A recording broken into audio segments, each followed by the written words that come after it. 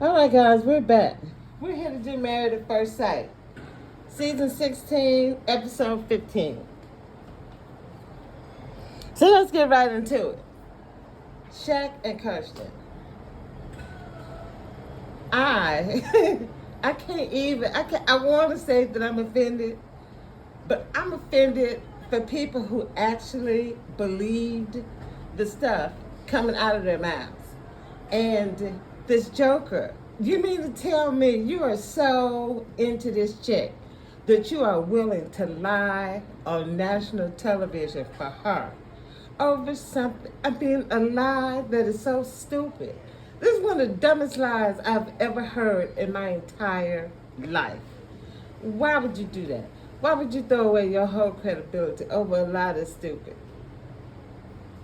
It hurts. It really honestly hurts to see him be this.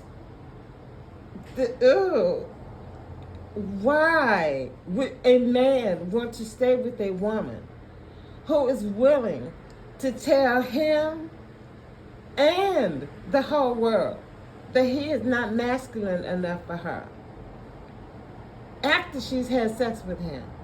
I'm embarrassed. I'm embarrassed for him. I'm embarrassed for his family.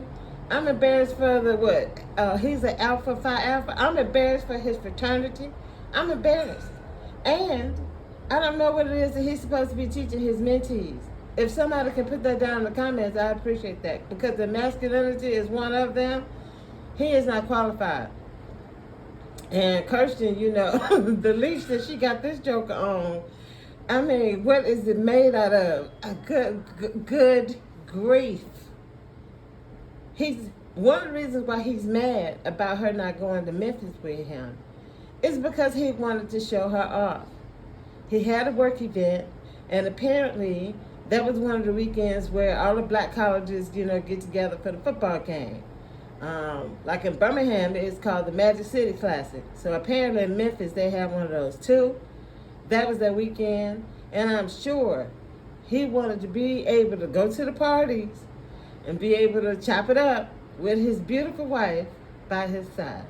And see, the thing about Kirsten is, she's giving all these excuses about why she couldn't go. But that's exactly what she created this whole thing for.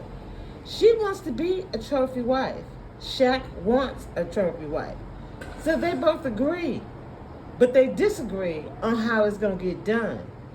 And the thing is, if Shaq was that kind of dude, if he was that dude, she would have been packing his bags. He wouldn't have packed his bags when he was getting ready to go to Memphis. She would have had a pack. She would have had his itinerary, and they would have been at all the parties and in the society, column. And she would have been passing them out. Because one of the reviewers I agree with her. She said she called her Stepford wife. And that's exactly what I see out of Kirsten. So why didn't she want to go to Memphis with Shaq? That was like the cream of blackness. I mean, you want to be seen in a black circle? There would have been a time to have done that. And I see her thirst. I see her hunger and thirst for that. With the moist chestnut that she waiting on. I see her doing all of that. So there's so much going on with Kirsten. And then she'll sit there by Shaq and say, well, she was talking to who? She was talking to Devon Franklin. And I'm going to tell you something about him later if I can remember. But anyway, she's sitting there, oh, well, it's not just Kirsten and Shaq. It's us. And she wasn't thinking about us when she told Rudy that her daddy called her and said, well, I want you to help with help plan your grandmother's birthday. She wasn't thinking about us when she said that she told him that she had an open house. There was nothing about us. I haven't seen much about Kirsten and us. And see, that was the whole thing that they got into that fight about over the house. Is us. She slipped the us in there every now and again, but what she really meant was her. And that's all I have seen out of her. And even to the point where he's at the table and I'm jumping all over the place. Y'all forgive me, but it's down there where the group is getting together, and then Shaq is announcing, about that whole sexcapade. But yeah, so then that's when you get up. So if Lifetime is producing this, I actually need some help, from you guys, and let them know that they picked the wrong scene for him to get up. If he was going to get up, he should have got up when she sat there and told him that he was not man enough for her. That was the moment he should have got up. He should have got up, packed all his stuff, okay, and just left her, the camera crew, Dr. Pia, everybody. He should have gathered up his stuff and walked straight out of that door and went home. It was a wrap. And I would have been like, okay, this is decision day. Today, right now. How do you go to bed with a woman who just told everybody that? And then you don't think that people are going to question your sexuality? I can't even call you masculine. And I have stood beside Shaq. I'm like, okay, I'm going to believe that this joker is heterosexual. I don't know what he is, but masculine is definitely not one of them. All right. So I don't know what he's supposed to be teaching again to his mentees, but if that is a requirement that the parents have been, have checked off, he is not qualified. You're going to have to take somebody else. You're going to have to take them to somebody else to fulfill that part of the qualifications that you may be searching for. And I'm going to leave that right there. Kirsten is the queen of gaslighting. Oh my goodness. I don't know if she and Shaq are theater majors and they are putting on a production for us.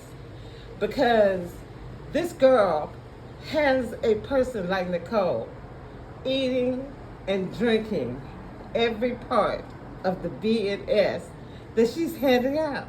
Nicole is convinced that she knows Kirsten, when she didn't even know that Kirsten and Shaq had already been having sex. This is how good Kirsten is. And you know the word that comes to me when I think about her? Subterfuge. I see so many faces on this girl. I don't know if y'all saw the Game of Thrones. There's a part in there where it talks about the many faces, of people. And it was really a good segment, in that. I encourage y'all, to go look at that. But anyway, just the faces on this girl, I mean, they change. And I have not been able to get a sense of who she is. And then again, for him to sit there when she's talking to Devon Franklin saying, well, yeah, it's not, it's us. And, and Devon was like, do you believe that? And he was like, yeah, I believe that. I believe. And I don't believe it. How is it that he does not see that this woman she is telling him, yes, this is what we're going to do, and then doesn't do it. This is why he gets mad every time. So he and Jasmine are going through the same thing. Kirsten, again, and Aris are doing the same thing to Shaq and Jasmine. And Shaq and Jasmine are responding the same way to this narcissism. And it's disgusting, especially see it in my community. With people so young, this is dysfunction that I'm looking at, and it's just not pretty. And Kirsten knows that. I don't know what she's trying to get out of this show, because I am fully convinced that she is not attracted to this man, and she doesn't intend to stay married to him. And I don't know what Shaq is in this for. I had him in between wheat and tear. And after finding out about him being willing to tie himself in such a dumb lie, and then not even have the understanding that he needs to be deeply offended by her, I am speechless. I am really speechless. It just, my mind is flattened, and I don't even know if I'm gonna be able to look at him the same way again. I don't know how the rest of this season, is gonna go for me. But Kirsten is a gaslighting, lying, manipulative, sad person. I don't see any values. You know what I do see? She is really a very attractive woman. She's very attractive. She thinks she actually has like an appeal. And if she goes to the right coach, she could deepen that. She could actually become way better, than she is.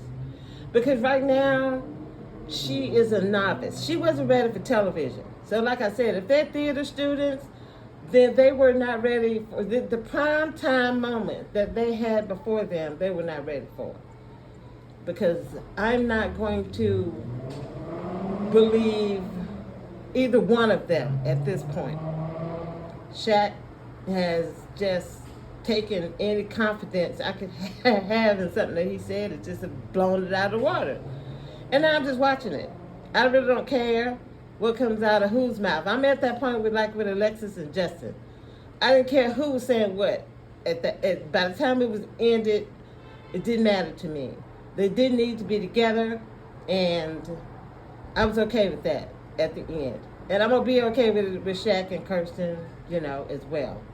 Neither one of them is ready for marriage, and it's a disgrace if they think that this example of marriage is something that is edifying and that is something to be lauded for the people who are coming after them to see and aspire to. I am deeply disappointed in him. And it's really kind of insulting that they feel this liberty to waste my time. Now, I have ended friendships over people making assumptions about my time. Oh, well, she's not going to mind. Yes, I mind. That was one of the ones you should have came and got clarity on before you made that decision for me. Never make a decision about what I'm going to do with my time. I don't care what it is.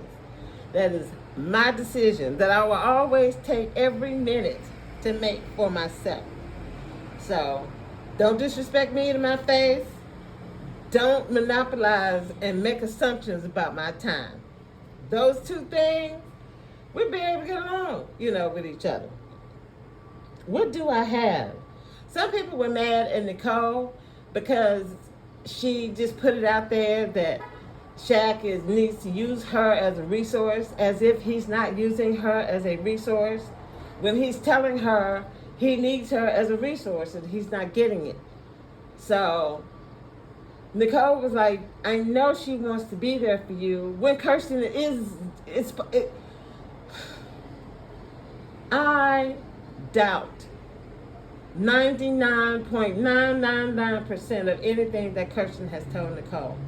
And Nicole is of such a mindset that she has the opposite. She would believe 99% of everything coming out of Kirsten's mouth. And I feel sad for Nicole because she is just under a spell. She's under a spell, and she's sitting up vouching for a gaslighting piece of something fecal. This is an embarrassment. I know it's an embarrassment for me, for black womanhood, because I didn't grow up looking at this. So I don't know how Kirsten got like that. All I can see is Hollywood. This girl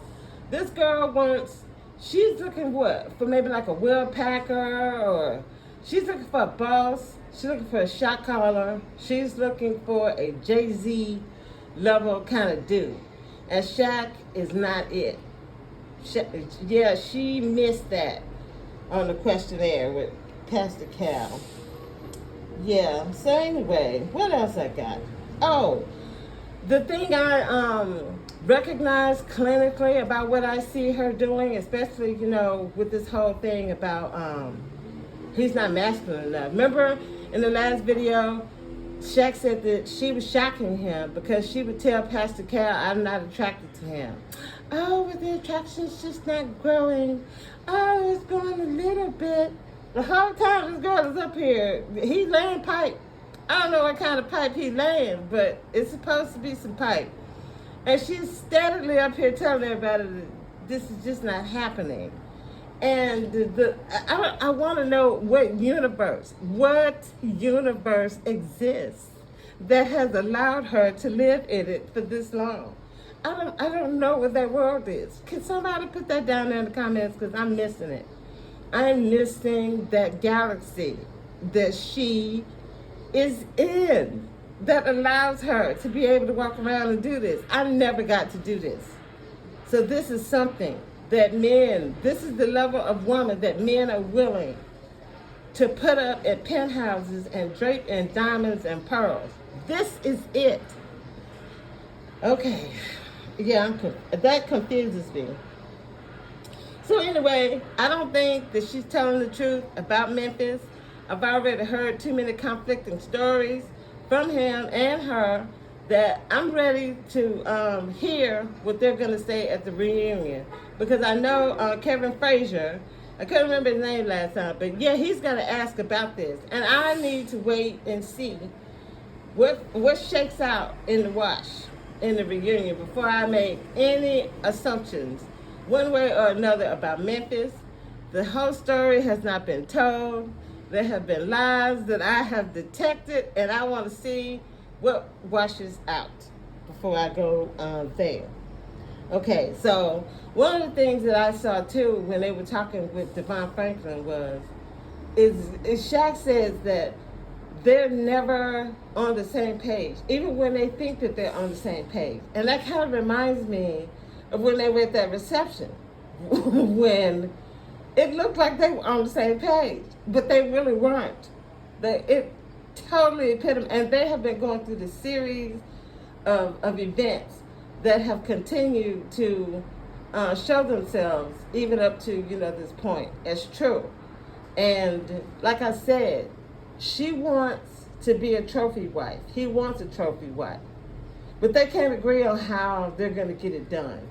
So the way that he communicates it, he wants her to show up for duty when he's in Memphis, or when he, is going to, certain events or places, And he says that he didn't communicate himself fully.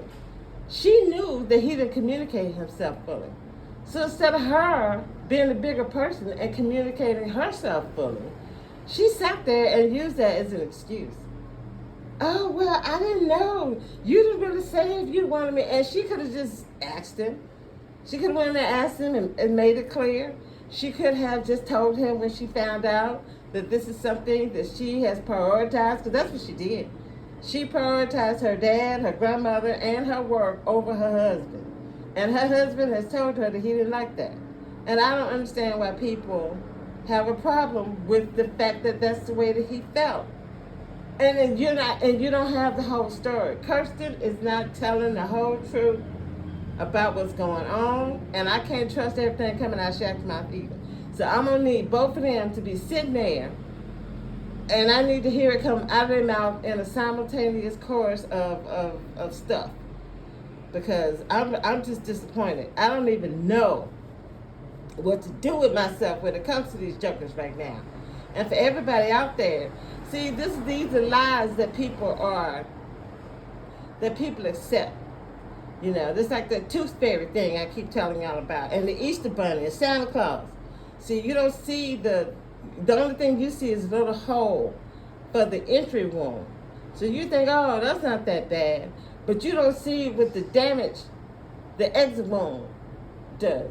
And that's what a lie, that is the perfect picture of a lie. And now, the little lie that Kirsten and Shaq think that's a cute joke has totally colored my opinion, but it has, they are breaking my heart right now. And they think that was funny. And I understood Jasmine.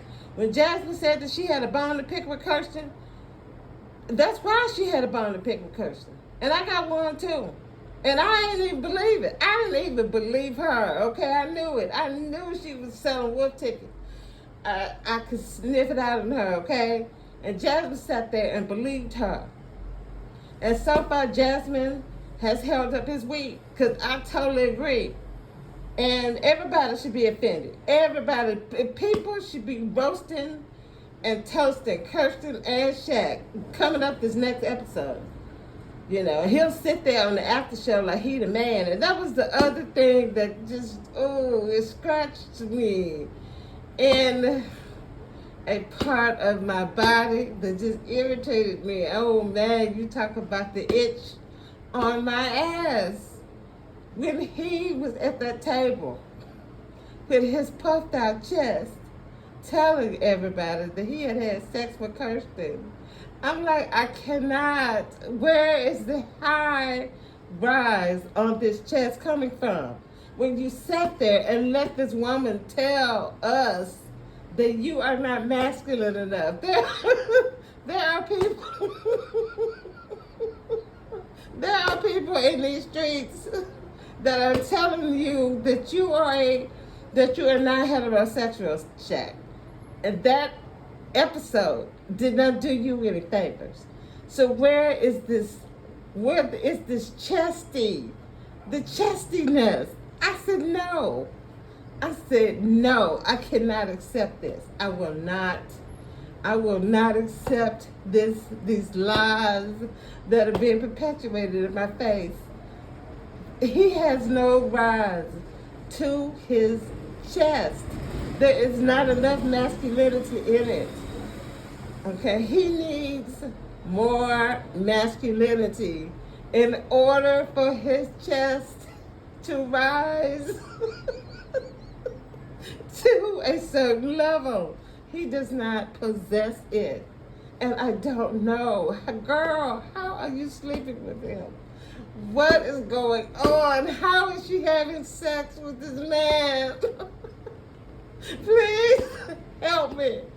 Help me understand what I'm looking at, because I don't get it. I can't do this by myself. I do not want to sleep with a man that I don't feel to have some masculinity about him. I'm making that announcement today. And if that's offensive, I'm sorry. That's just what I like. Where am I? Oh my God. They have hurt me. I'm hurt. Kirsten lied about this Memphis trip.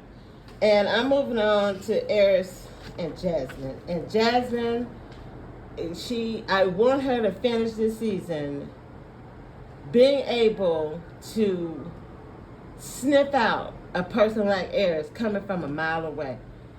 She has been very sheltered, and that has not prepared her for the dating world that she's in. And her parents, they can't teach her everything. And I really am. I am impressed with what they have taught her. I think her to be a quality, human being. And she's going to have to. It's like a part in the Bible where it says that we have to be as wise as serpents. It says you have to be as wise as serpents, but as gentle as doves.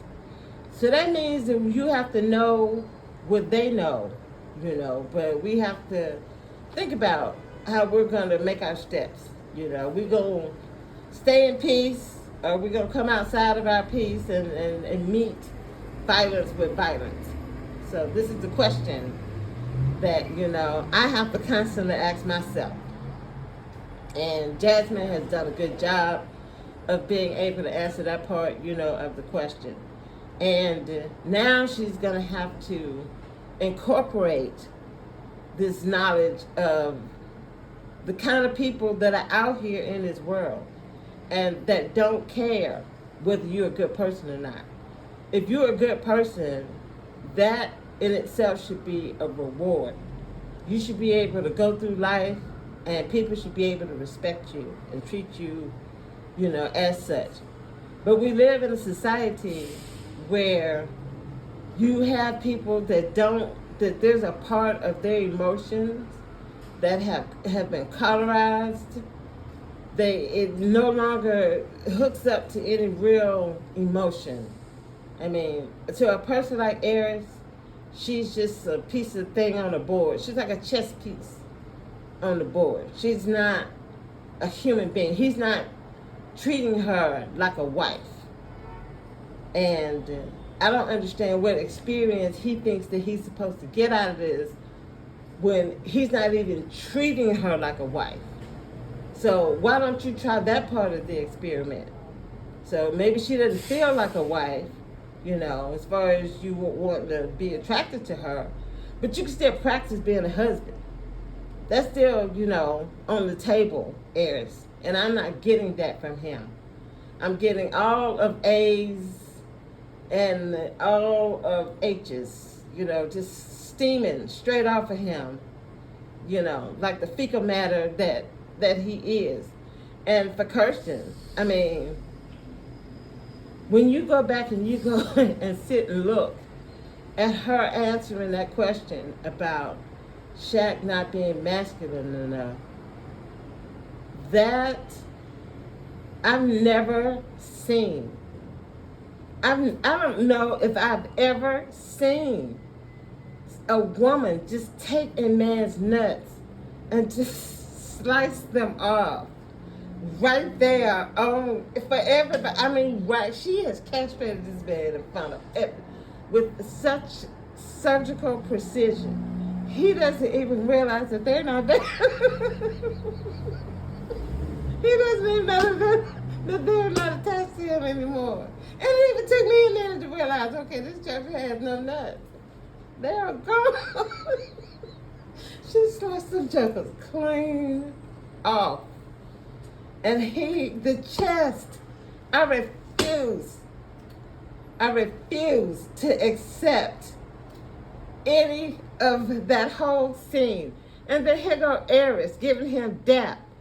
Okay? Okay. I'm not doing this. I'm not doing it.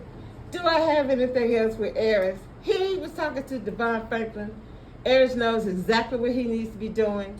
And he's still singing from the same hymn book that he was singing from when he talked to his cousin right after he got from the honeymoon. I agree with Jasmine. This joker knows, he says, and he does nothing. And she is tired of it. And I don't think she has to be in his face, because that's what he wants. He wants to take her out of her character. And he wants her to turn her into this nagging person that she does not want to be. She does not want to be in your face, Eris, having to tell you about yourself. I mean, he's talking about that's something that he gets off on, which he is lying, because the way he acted at that at the rodeo thing, at the little line dancing party, I mean, his hat was in his hand. Oh, I'm so sorry, Jasmine. Oh, you's right, Jasmine. I have no excuse, Jasmine. You right about what you say. I ain't taking nothing away from what you say. You right, Jasmine. I knows you right. And then get in front of Dr. Pepper talking about, well, she made more out of it than it, needed to be. It wasn't that serious. See, you can't be telling the truth. So either one or the other of those is true, Eris. This is why she needs to get far away from you, because this is something that's in his DNA. 8 weeks of this show is not going to be able to put Eris in a situation that she's going to be safe in. Okay? This joker is another kind of animal. I haven't even been able to identify myself. I just know that he has danger written all over him. Okay? What else do I have to say about Eris and his ridiculous self? Oh, when he asked Kirsten, actually, as ridiculous as he is, I could appreciate his questions.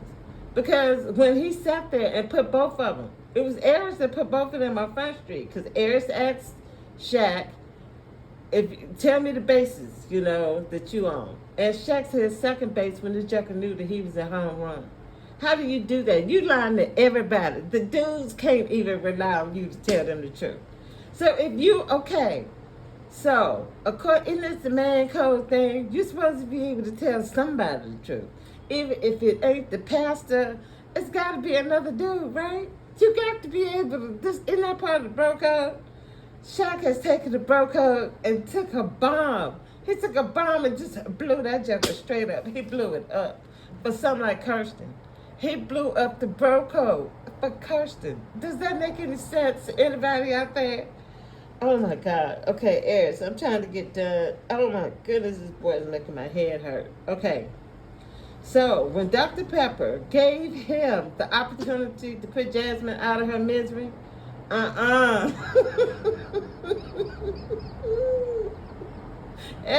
that boy is, he is a torturer. He will torture you to death if you let him. Oh my goodness, this joker says he sees a possibility. Okay, Eris. And I felt so sorry. She was so happy. But I do appreciate Dr. Pepper for asking the question. The question needed to be asked. And this is on Eris. This is on Eris. This is gonna be on you, cousin, because that was your chance. And you didn't take it, and this is all on you. Okay? Hopefully I'm done. Not Kirsten. Who is it? Nicole and Chris? I really am glad that the whole I love you thing worked out for her. Because I was concerned about Nicole. And she said she asked him every day. On the after show, she said she asked him every day. And I guess, look, whatever she did, it worked. And I tip my hat to her. I hope that all of this sharing that she's done is really going to be something that's going to... I apologize. I'm sorry, guys. I'm in this hotel room, and I thought it would be nice to do this with San Francisco, but then San Francisco showed up. But yeah, I want to hope Nicole really grows, get something positive from this, no matter whether she and Chris, stay together or not. So I thought their scene, was really good, and that she got some bite. I like that Nicole has bite, to her, because she was telling Chris that she needs to be able to express herself, and if that's something that he's not going to be able to deal with, the door is right there, because that's the kind of partnership, that she needs. And I hear him say, that he wants her to be able to do that, but then we want to be able to grow out of it, as well. So express yourself. Let's do it with the intention that this is going to be something we're going to work to leave behind. And he did something really great too. He asked her, well, what can I do, to help, you get past that, because we don't want you to dwell on a negative. That's not even a negative, like the whole, well, you didn't choose me thing.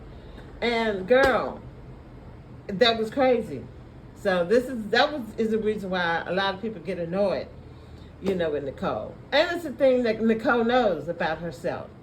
So we'll see, we'll see what happens as far as them. Because, sometimes when you get to that point in the relationship, it can become better, or it has the potential to change it, into something negative. So we'll have to see.